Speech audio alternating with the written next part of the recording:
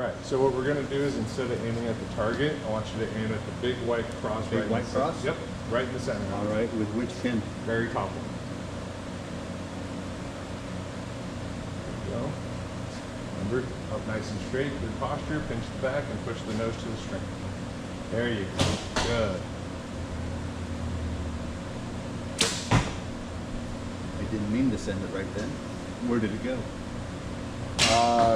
You're not too far off from the vertical white line. You're about 2 inches to the left of it at the very bottom. At the bottom, okay. Yeah. I was almost lined up. I didn't mean for it to go right then, though. Very sensitive, right off the rip, right? Yep. Let's go ahead and send one more in the same spot. Let's see if we don't hit the same spot, and then I can make an adjustment from there to get us on point. Okay. So that goes there. Finger behind it. Good posture. Beautiful. All Get right. my nose on More there. finger on that trigger. Remember the second knuckle joint in. There you go. And then you're just gonna curl the tip through and relax. So these arrows, Casey, are they carbon arrows? Yes. Okay. Yeah. Carbon fiber, made by Victory. They're a $50 six pack, so real entry level because we do expect you to lose or break your first 100. Yeah, your first 6, if not your first 12. After that though, you should have it figured out pretty well. Everything the same. Stand up straight. Push the Relax. nose Get my to the nose string. to the There you go. string. More finger on that trigger. Think it was nice. Good. Got to go up twice as high. Okay. Want to send a second one? Yep. Just to double check that. Yep. And we also want to fix your grouping, or not your grouping, your grip. You went back to the old pistol grip. I did. Right there. Okay. Fingers right to the very front. Okay. Yeah. There you go. There you go. Nice. Stand up straight. Nose to the string. Nose to the string. Make sure we're not squeezing with those fingers on the front of the bow. Nice and loose, good. Second index or second knuckle joint, good.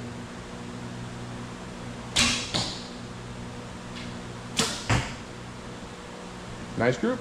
Good, nice. Beauty. Okay. All right. So that's not a good grouping. No, no, no. Oh, I you just made an I adjustment, adjusted so I that. need to shoot Yep. another one. Yep. There we go. Now we're getting somewhere. So, click. Finger behind. Got it crossed. This is a comfortable width. Does that look okay? Yeah, shoulder width. Okay. Pull those fingers back. There you go. Good. Nose on the string. I'm going to give this a quick rotation there. There you go. Yeah, I'm not looking through my glasses, which is just fine. All right, get it off. What I was doing was I wasn't able to lift, and so I was just below it. Okay. So, quick thing on that. When a lot of people, their first thought is a lift. Do this. Total body. Two body. Push my head forward, then I can get the whole thing. Boom. All right. Try to hit your arrow. I don't see my arrow. That's I good. think it's up a little to the right and a little high. Is that the right arrow? I'm not seeing very much to the right, but it is high, which I was expecting it to be.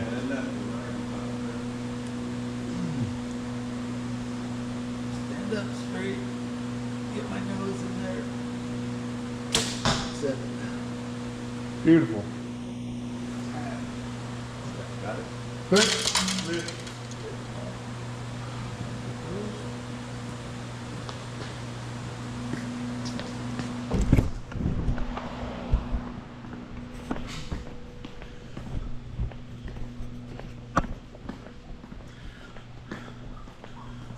Okay, we're working on adjusting this. Once I sent that arrow to the T, then he let me start coming up here, and we're working in on this bull. So we are getting there. Now in this, you said you expected it to be high, Casey. Yes. Why? With the adjustments that I made, moving those pins like that, it's really hard to get them exact because of just how they slide. Okay, do that one. You loosened it up for me. Sure I did. It's just like opening the can. Exactly.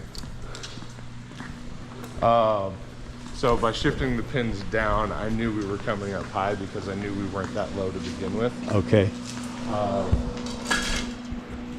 don't know if you noticed, but by that little shift of the feet that I did, where I slid it up ever so slightly, did you notice that you kind of picked yourself up even more? And I had to push my nose forward.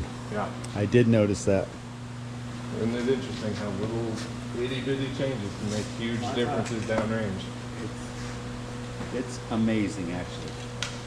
I have learned so much in the last couple of weeks, and I am so ready to move to this bow. Okay, so stand up, get my nose on it, get everything in focus, and send it. A little high? Low. I think you dropped your arm on that one though. Okay. So big thing to remember, you've been doing really good about it. As you get tired though, you may start to do it unconsciously. You really want to make sure you keep that arm up until you hear the arrow hit the wall, rather than pulling the trigger and bringing it down. Okay.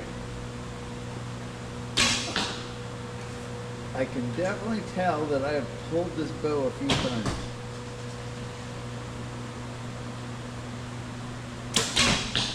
And so you believe that on the low one that I released it and let my arm drop at the same time? Yeah, well, more like in sequence. It's kind of like a trigger pull here, and your arm just kind of naturally comes down. You know what though? That's what happened on that one. For my first day on a compound bow, Oh no, you're doing great. I'm kind of liking it. And here's the thing, right? Okay. So this was your first shot. You dropped the arm. You remember I made the Yep, comment about you being did. tired. This was roughly your second shot, maybe a little more up there, right? But on this one, I don't know if you noticed, you had a whole lot of this going on, which is just going to get worse the more tired you get. Right. Right. So I'm inclined to think you're somewhere, maybe I might be. you're in the I might yellow be for set, sure. and I need to stop shooting tonight. It's more so, yeah, let yourself take a break. Okay. Come back at it tomorrow. You know, keep shooting those groupings nice and tight. And if you start to notice that the grouping is, hey, just a little bit off to one side or another, bring it back. I'll recite you. I'll clarify everything for you. How much are these guys? So we're selling them at around 300, depending on which one it is. If it's Sales. if it sits out in the sun, is it going to deteriorate? Over time it might, but Okay. just throw a tarp over it and it'll last forever. Bales of hay, Not with the compound. not with the compound. Okay. No, That's why I'm asking. I got a target for it. You got the morels, keep hammering. Okay. Otherwise, at 20 yards, I'm fully confident you'd at least keep it on that bag. Okay. Right. And then I also do have a smaller one. If you really want to test the metal, you know. You know, I just want to put it down in the grove. Totally understand it. I've got a little downhill. Will that make any real difference at this 20 yards or? Not at yardage, no. Okay. Like, otherwise though, yardages are pretty true to distance. Okay. Regardless of angle. So, I mean, I'm a big fan of these ones. Like I said, if you think you need the margin for error, go for that. But I'd say. What do those guys cost? 65 for that guy, 145 for that guy, 40 for that guy. Okay. And what about these guys? So those are a little bit more, but those are also broadhead targets. Okay. Don't need that. Because I probably won't be shooting a lot of broadheads. And how about the animal ones? Also broadhead targets. Those ones are a little bit more. 245 for a caribou. And then And Bambi is probably about the same? air target in there. Okay. Those are 305, and then they do a turkey for 175. Oh, that's really nice of them. I'm just going to go to the Stater Brothers and get a turkey. All right, string wax. String wax. And it's for what? Lubricant for the strings. You're going to put that on about every 300 arrows or so. Okay. Before we forget that. And are these your rental bows? Yes. And when you come in and rent, what's it cost to rent a bow? So the range is 15 an hour. The rental is 10 Okay. on top of that.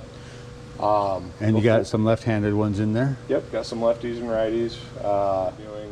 Yeah. Or they can come in and take a lesson. We do adults on Wednesdays and we do kids on Fridays. Wednesday, what time? 6 p.m. and 7:15, so there's 2 different time slots. On Wednesday. Yeah. So you do 2 lessons every Wednesday? Every Wednesday. Okay. Well, that's good to know. Because And then I'll get my wife down here. She's left-handed, so that's why I asked. Perfect. There's this little nub if you look down into the Nock there. Okay. Right? So when you put it on the string actually compresses that down. It activates it. Yep. Okay. And that turns it on. There's this little window right here at the base of the Nock. Right. Take your knife tip, safety pin, whatever you've got. I like to put my thumb right up underneath it so I have a hinge point. Get it right up underneath it and you're going to hinge from the bottom of the little green bushing. So you're not actually removing the Nock at all? Nope. Okay. But Nocks are not glued in. They just come right out. Friction held. Then how do you know you've got it lined up properly? So on your arrows, they should say something like spinal line on them. Right. Made by the same company. Right? The spinal line is usually going to be in line with one of your fletchings. Okay. And you're usually going to line the groove up in line with that fletching. Okay. All right, so that the arrow goes on just like so. What if you're slightly off? Then you just rotate the Nock however you need to. Okay. So it won't make, but if you're slightly off. It won't make a huge difference. The main reason we index them like this is so that you're not like this, so that this Right. isn't catching the rest on the way through. Right. This is much flatter and your rest is going to drop out of the way, so you have a nice smooth release on that. Okay. If you index it this way, you will notice because your arrow is going to go bloop and Right. just dive bomb. Okay. But if it's one of those things where it's like just slightly turned off like that, it's not going to hurt make any difference. Okay. Thanks. All right. Yeah. Thanks for watching. I'll see you next time. Cousin Jim.